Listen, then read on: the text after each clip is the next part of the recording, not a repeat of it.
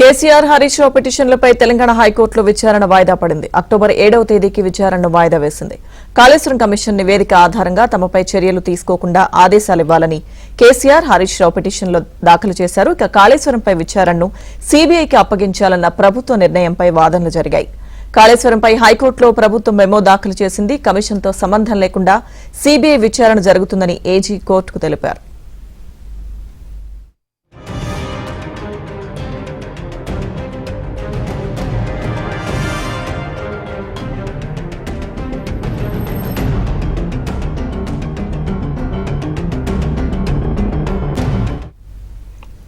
కేసీఆర్ హరీష్ రావు పిటిషన్లపై తెలంగాణ హైకోర్టులో విచారణ వాయిదా పడింది.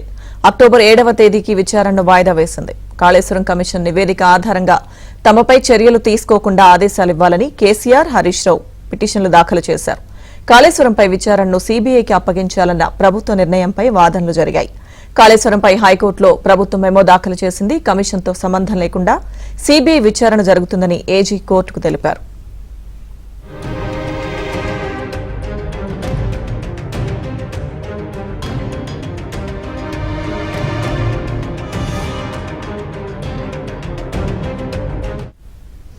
దీనిపై మరింత సమాచారం మా ప్రతినిధి ప్రవీణ్ అందిస్తారు.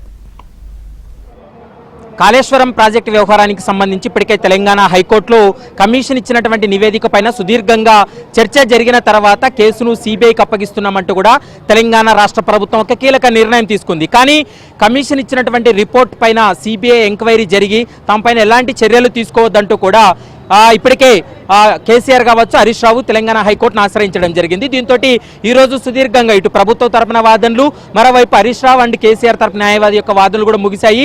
అయితే ఈ వాదనలో తెలంగాణ హైకోర్టు కొన్ని డైరెక్షన్స్ కూడా ఇవ్వడం జరిగింది. అక్టోబర్ 7 వరకు ఎలాంటి చర్యలు తీసుకోవద్దంటూ కూడా తెలంగాణ హైకోర్టు ఆదేశాలు ఇచ్చినటువంటి పరిస్థితి కనపడుతుంది.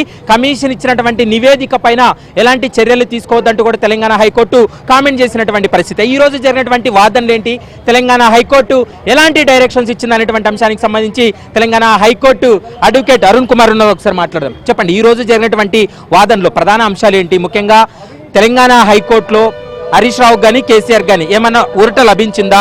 సిబిఐ దర్యాప్తు జరుపుకోవచ్చా? ఏంటి ఈ రోజు జరిగినటువంటి పరిణామాలు ఏంటి? ఈ రోజు కోర్టు ముందుకు విచారణకు వచ్చిన పిటిషన్ ఏదైతే ఉందో అది హౌస్ మోషన్ శనివారం నాడే దాఖలు చేయడం జరిగింది. అంటే ముందస్తుగా దాఖలు చేయడం వల్ల దానికి విచారణకు అవకాశం ఉండింది. అందుకొరకు ఈరోజు కోర్టు వాళ్ళ అప్రహెన్షన్ను వినడం జరిగింది. ఏమైనా కానీ విపరిణామాలు ఉంటే, అరెస్ట్ లాంటి సంఘటనలు ఉంటే ఆపడం మాత్రమే, అంతవరకే కోర్టు ఆదేశాలు జారీ చేసింది తప్ప ఎఫ్ఐఆర్ నమోదు చేయడం వద్దు అని మాత్రం అనలేదు.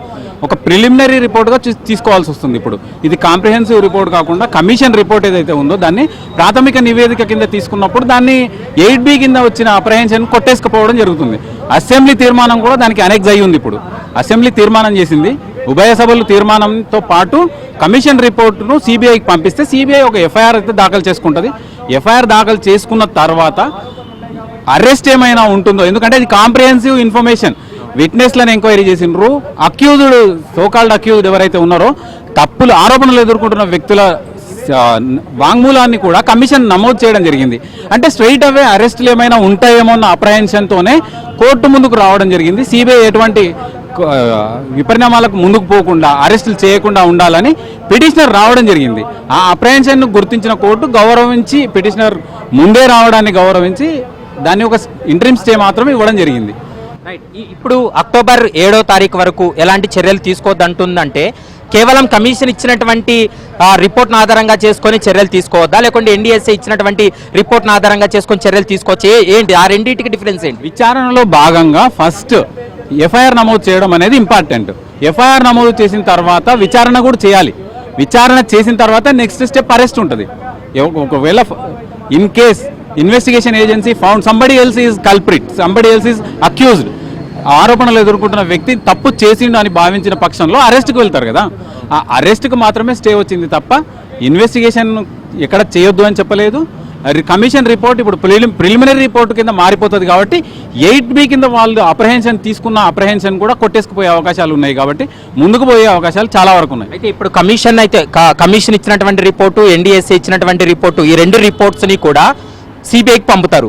దేని బేస్ చేసుకొని ఎఫ్ఐఆర్ చేయాలనేది సిబిఐ ఇష్టం ఉంటుందా, రాష్ట్ర ప్రభుత్వం ఆదేశం ఉంటుందా? ఎన్డీఎస్ఏ రిపోర్టుతో పాటు కమిషన్ రిపోర్టు కూడా part and parcel of assembly resolution కాబట్టి అన్ని ఐసోలేట్ చేయడానికి లేదు, అన్ని కాంప్రిహెన్సివ్గా తీసుకొని వాళ్ళ ప్రైవేట్ ఇన్వెస్టిగేషన్, వాళ్ళ డిపార్ట్మెంట్ ఇన్వెస్టిగేషన్ కూడా పూర్తి చేసుకున్న తర్వాత కోర్టు ఉత్తర్వులతో ముందుకు వెళ్ళే అవకాశాలు ఉంటాయి. అయితే ముఖ్యంగా 7వ తారీఖు వరకు కూడా కొంత వీళ్ళకి అంటే అరెస్ట్ చేయకుండా అయితే మాత్రం కొంత వీరికి ఊరట లభించినప్పటికీ కూడా 7th తర్వాత జరిగేటువంటి పరిణామాలు కానీ తర్వాత ప్రభుత్వ యొక్క వాదనలు కానీ సిబిఐ ఎఫ్ఐఆర్ చేసి ఇన్వెస్టిగేషన్లోకి వెళ్తే ఎలా ఉండబోతుంది?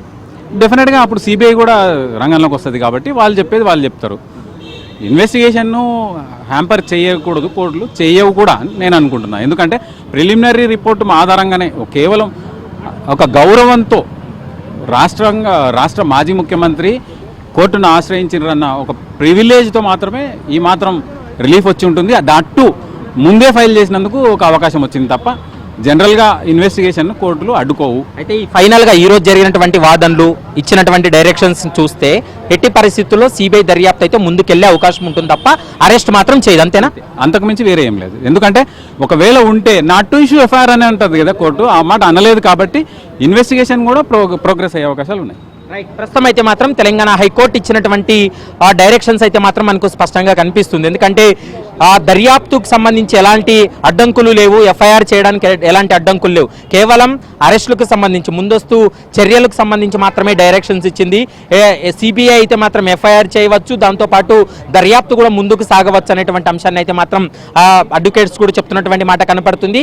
ఏదేమైనప్పటికీ ఎఫ్ఐఆర్ఏ ఇంకా అవ్వలేదు కాబట్టి ఎఫ్ఐఆర్ నమోదు చేసిన తర్వాత పూర్తి స్థాయిలో ఈ అంశానికి సంబంధించి సిబిఐ కూడా వచ్చేటువంటి విచారణలో వాళ్ళు ఇన్వెస్టిగేషన్ కావచ్చు, ఎఫ్ఐఆర్కి సంబంధించి కావచ్చు, ఇతరత్ర అంశాలకు సంబంధించి కూడా తెలంగాణ హైకోర్టులో వారి యొక్క వాదనలు కూడా వినేటువంటి అవకాశం అయితే స్పష్టంగా కనబడుతుంది. ప్రస్తుతం తెలంగాణ ప్రభుత్వం అయితే మాత్రం కేసును సిబిఐకి అప్పగిస్తూ కీలక నిర్ణయం తీసుకోవడం జరిగింది. జస్టిస్ ఘోష్ ఇచ్చినటువంటి నివేదికతో పాటు ఎన్డీఎస్ఏ ఇచ్చినటువంటి నివేదికను ఆధారంగా చేసుకొని దర్యాప్తు కూడా ముందుకు సాగేటువంటి అవకాశాలు అయితే కనపడుతున్నాయి. Vote studio.